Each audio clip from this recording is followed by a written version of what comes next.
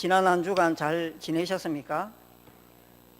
예, 지난 한 주간은 우리 주님의 고난을 깊이 묵상하는 고난 주간이었습니다.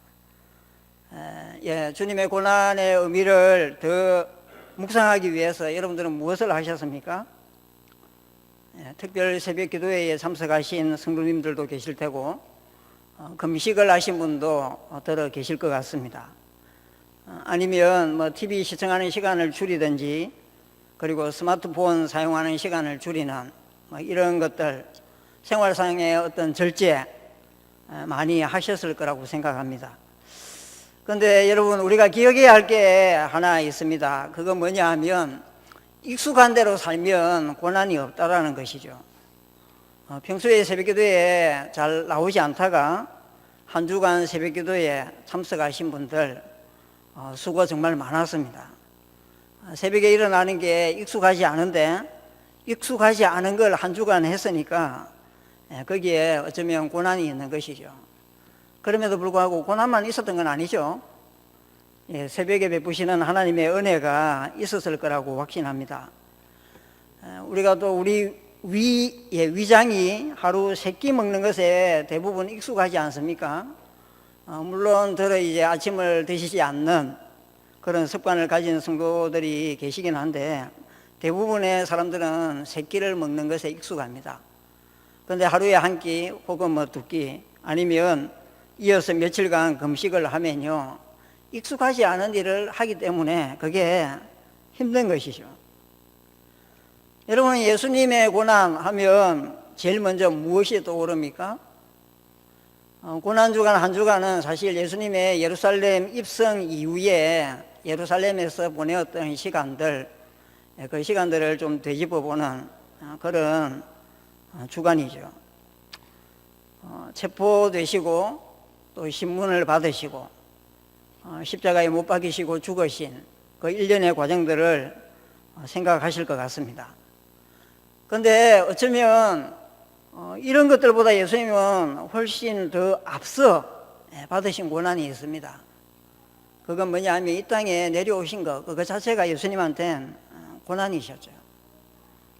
하늘 보자 버리고, 익숙한 그 하늘 보자 버리고 이 땅에 오셨다는 것, 그거 자체가 고난입니다. 그렇게 고난이 시작되었고 체포당하시고 신문을 받으시고 십자가에 못 박혀 죽으셨습니다. 그런데 죽음으로 끝났느냐 하면 그렇지가 않죠. 예수님은 무덤에 머물러 계시지 않으셨습니다. 3일 만에 다시 살아나셨죠. 오전에 이어서 오후에 부활의 의미를 다시 한번 생각해 보고자 합니다. 부활 소망을 가진 성도들은 이 세상에서 어떤 삶을 살아야 하는지 한 번 더 생각해 보면 좋을 것 같습니다. 두고 보자라고 말하는 사람, 여러분들은 무섭습니까? 어떻습니까? 옛말에 두고 보자고 하는 사람 치고 무서운 사람 못 봤다, 이런 이야기가 있습니다. 이 말은요, 나중을 기약하는 사람은 무서워할 필요가 없다, 그런 뜻이죠. 어떤 사람이 주로 이런 말을 합니까? 싸움 한판 하고 많이 얻어맞은 사람, 싸움에서 진 사람이 주로 이런 이야기를 하잖아요. 도망치면서 두고 보자 이러면서 이제 도망을 칩니다. 그런데 그 후에 사건 전개는 어떻게 됩니까? 힘을 길러서 무예를 익혀서 복수열전을 펼치는 경우는요, 무협소설에서나 등장합니다. 현실에서는 그런 경우를 찾아보기가 어렵죠. 그날로 끝입니다. 그날 싸움으로 끝나죠. 그렇기 때문에 두고 보자고 하는 사람 겁낼 필요가 없는 건지도 모르겠습니다. 그런데 여러분, 우리가 세상 사람들에게 두고 보자 이 말을 한다는 거 혹시 아십니까? 직접 말할 때도 있습니다. 직접 말하지 않더라도 마음속으로 이 이야기를 할 때가 있죠. 주님이 다시 오시는 날 모든 사람이 주님 앞에 서야 하는 그날에 두고 보자. 이런 마음은 우리 모두에게 있지 않습니까? 세상 사람들은 두고 보자는 우리의 말, 우리의 생각에 콧방귀를 끼죠. 비아냥거리기도 합니다. 세상 사람들은 죽으면 끝이야. 이 세상이 전부이지. 이렇게 이야기를 합니다. 그런데 여러분, 결과가 어떨 것 같습니까? 뚜껑을 열었을 때에 어떤 일이 일어날까요? 51절을 다시 보면요, 우리가 다 잠잘 것이 아니고 마지막 나팔 소리에 순식간에 변화할 것이다 말씀하십니다. 바울은 이어서 좀 더 자세히 이야기를 하는데요, 나팔 소리가 나매 죽은 자들이 썩지 아니할 것으로 다시 살아나고 우리도 변화되리라. 이 썩을 것이 반드시 썩지 아니할 것을 입겠고 이 죽을 것이 죽지 아니함을 입으리로다. 이렇게 이야기합니다. 어떤 일이 일어난다는 말입니까? 죽었던 모든 사람들이 다시 살아난다는 거죠. 그리고 살아서 그날을 맞이하는 사람은 죽지 않을 것이라고 말씀하십니다. 예수님으로 말미암아 죽음의 권세를 이기는 승리를 누리게 될 것이라고 말씀하시는 것이죠. 여러분, 우리가 어떻게 이 사실을 알 수 있습니까? 또한 어떻게 이것을 믿을 수 있습니까? 그건요, 예수님을 보면 알 수 있고 믿을 수 있습니다. 고린도전서 15장은 부활장으로 알려져 있습니다. 오늘 사실 마지막 부분 본문만 읽었는데 15장 20절부터 23절을 여러분들이 보시면요, 죽음은 한 사람 아담으로 말미암아 모든 사람에게 임했다. 그와 같이 부활도 예수 그리스도 한 분으로 인해서 모든 사람에게 임한다 말씀하시죠. 어렸을 때 저는 시골에서 자랐는데요, 시골은 여러분들이 잘 아시는 대로 농사를 짓는 그런 동네입니다. 각종 농작물을 재배하죠. 벼농사는 기본이고 과일을 심은 과수원이나 비닐하우스가 많은 그런 동네입니다. 봄이 되면 물론 비닐하우스를 갖고 계시는 농부들은 좀 다르지만은 어쨌든 봄이 되면 농부들이 씨를 뿌리고 모종을 심죠. 그러고 나면 농부들은 어떤 날, 언제를 기다릴까요? 추수할 때를 기다립니다. 그런데 추수를 하려면 무엇이 있어야 합니까? 열매가 있어야 되죠. 궁극적으로 추수의 날을 기다리지만 농부들은 그 앞서 열매가 맺히는 날을 기다리죠.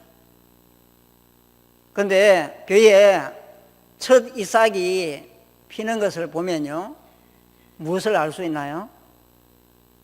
얼마 지나지 않으면 옆에 있는 다른 나락에도 이삭이 필 것을 알 수 있습니다. 준비하죠. 과일도 마찬가지입니다. 꽃이 피고 꽃이 떨어지면 열매가 맺히지 않습니까? 모든 나무에 똑같은 시점에 열매가 맺히지 않습니다. 양분이 비교적 많이 공급된 가시에 첫 열매가 맺히는 걸 보면요, 시간이 조금만 지나면 다른 가시, 다른 나무에도 열매가 맺힐 것을 내다볼 수 있게 되는 것이죠. 우리가 기다리는 건 불확실한 게 아닙니다. 하나님은 예수님이 부활의 첫 열매가 되신다고 말씀하십니다. 첫 열매로 예수님이 부활하셨기 때문에 그 예수님의 뒤를 이어서 수많은 열매가 맺힐 것을 내다볼 수 있는 것이죠. 확실한 것입니다. 예수님을 믿어서 그에게 속한 자는 모두 부활할 것입니다. 15장 23절을 여러분들 보십시오. 같이 한번 읽어볼까요? 15장 23절입니다. 시작.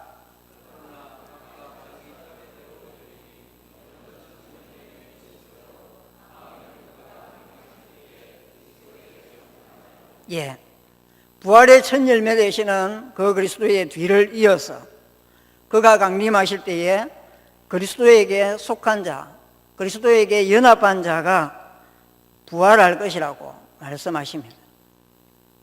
그날에 우리는 이렇게 외칠 것입니다. 사망아, 너의 승리가 어디에 있느냐? 사망아, 내가 쏘는 것이 어디에 있느냐? 사망이 더 이상 위력을 발휘 못하는 그날이 임한다는 거죠. 예수님으로 말미암아 우리가 최종 승리자가 된다고 말씀하십니다. 이 승리를 누릴 수 있는 사람이 누구입니까? 50절을 보면 혈과 육은 하나님 나라를 이어받을 수 없다고 말씀합니다. 혈과 육은 중생하지 않은 사람, 다르게 이야기하면 그리스도의 죽음과 부활에 연합하지 않은 사람을 가리킵니다. 이 사람들은 이 승리에 참여하지 못합니다. 다시 살아나기는 하겠지만 그들은 심판을 받고 둘째 사망에 이르게 될 것입니다. 요한계시록 21장 8절을 보면요, 두려워하는 자들과 믿지 아니하는 자들과 흉악한 자들과 살인자들과 음행하는 자들과 점술가들과 우상 숭배자들과 거짓말하는 모든 자들은 불과 유황으로 타는 못에 던져지리니 이것이 둘째 사망이니라. 십자가에 달려 죽으시고 3일 만에 다시 살아나신 이 예수님을 진심으로 믿어야 합니다. 그래야 예수님에게 연합되고 이 승리를 누릴 수 있습니다. 오전에 담임 목사님이 부활을 믿지 못하는 사람들, 그들이 왜 믿지 못하는지 과학적인 측면에서 이야기를 했습니다. 초대교회에도 부활을 믿지 못했던 사람들이 있었습니다. 그들은 왜 믿지 못했느냐 하면요, 영은 거룩하고 육은 속되다라고 생각하는 이원론에 사로잡혀 있었기 때문입니다. 그래서 이 사람들은 예수님의 성육신도 부정했습니다. 어떻게 하나님이 부정한 육체를 입고 이 땅에 오신단 말이냐? 있을 수 없는 일이라는 거죠. 부활에 있어서도 마찬가지입니다. 하나님이신 예수님이 어떻게 부정한 육체로 부활할 수 있단 말인가? 그렇게 생각한 것이죠. 그런데 어떻습니까, 여러분? 예수님은 부활하신 이후에 제자들을 찾아갔죠. 제자들한테 찾아가서 예수님이 뭐라고 말씀하십니까?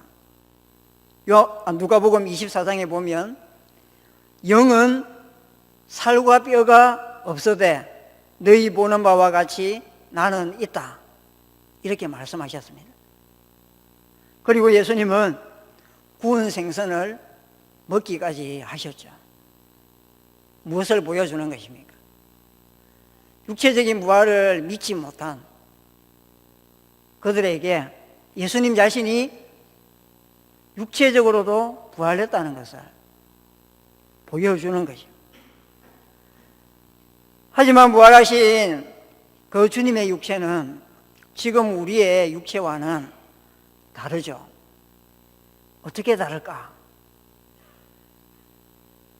단적인 예를 보면요, 두려워서 방에 모여서 문을 잠그고 있는 그 공간에 예수님은 호련히 들어가셨잖아요. 그 말은 육체의 부활을 하셨지만은 부활한 그 육체는 지금 우리의 육체와 다르다는 거죠. 신령한 육체, 그게 어떤 모습일지 상상은 하기가 좀 어려운 것 같아요. 바울은 이걸 우리에게 가르쳐 줍니다. 고린도전서 15장 44절을 보면요, 어떻게 이야기합니까? 육의 몸으로 심고 신령한 몸으로 다시 살아나니 육의 몸이 있은즉 영의 몸도 있다, 이렇게 이야기하죠. 어쩌면 육의 몸은 지금 우리가 입고 있는 이 몸일 것입니다. 영의 몸은 부활한 몸을 이야기하겠죠. 성경에 보면 죽었다가 다시 살아난 사람은 몇 명 있지 않습니까? 예수님이 살리신 사람, 그죠? 몇 명 있습니다. 그런데 그들은 영원히 살았습니까? 다시 살아나서 한시적인 기간을 살았지만은 그들은 또 죽었습니다. 그런데 예수님의 부활체는, 그리고 그 예수님의 뒤를 이어 부활할 우리의 육체는 그와는 다른 것이죠. 부활은 단순히 살아나는 게 아닙니다. 영원히 사는 신령한 몸으로 변화되는 것, 그게 부활이죠. 여러분, 이 부활을 우리가 진심으로 믿고 있다면 이 세상을 사는 동안 흔들릴 필요가 전혀 없습니다. 여러분, 오히려 어떻게 살아야 합니까? 58절을 보면 바울이 어떻게 권면합니까? 불확실한 것 아닌 확실한 부활이 있고 부활의 날에 승리가 보장되어 있기 때문에 어떻게 살라고 권면합니까? 내 사랑하는 형제들아, 견실하며 흔들리지 말고 항상 주의 일에 더욱 힘쓰는 자들이 되라. 이는 너희 수고가 주 안에서 헛되지 않은 줄 알미라. 승리를 주실 하나님을 기대하고 항상 주의 일에 더욱 힘쓰라고 말씀합니다. 왜냐하면 우리의 수고가 헛되지 않기 때문입니다. 말씀을 맺을까 합니다. 예수님은 죽은 지 사흘 만에 다시 살아나심으로써 부활의 첫 열매가 되셨습니다. 첫 열매가 있었으니까 그 뒤에 열매들이 이어질 것입니다. 예수님께 연합한 자들은 그분 안에서 부활의 다음 열매가 될 것입니다. 사망 권세를 깨부수고 승리를 누리게 되는 것이죠. 그분과 영원히 사는 즐거움을 누리게 되는 것입니다. 그러니 성도 여러분, 흔들리지 말고 더욱 주의 일에 힘쓰시기 바랍니다. 죽으면 끝이다, 이 세상밖에 없다라고 말하는 불신자들처럼 살아가지 말기를 바랍니다. 고린도전서 15장 19절에 보면 바울이 이렇게 이야기합니다. 함께 읽었으면 좋겠는데요. 고린도전서 15장 19절입니다. 시작.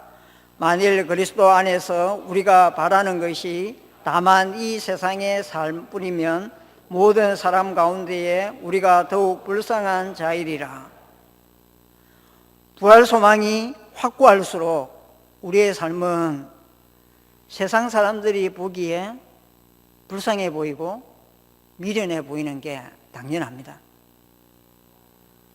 그렇게 살아가기를 바라고요.